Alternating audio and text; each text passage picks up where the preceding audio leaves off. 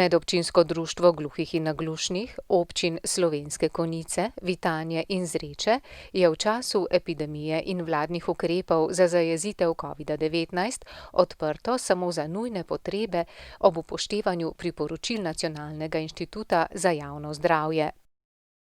Srečanja s člani večinoma potekajo na daljavo po spletu. Stike ohranjajo tudi s pomočjo videotelefonije. Pozabili niso niti na starejše člane v domovih starejših občanov, ki jim preko medicinskega osebja pošiljajo pozdrave ali telegrame.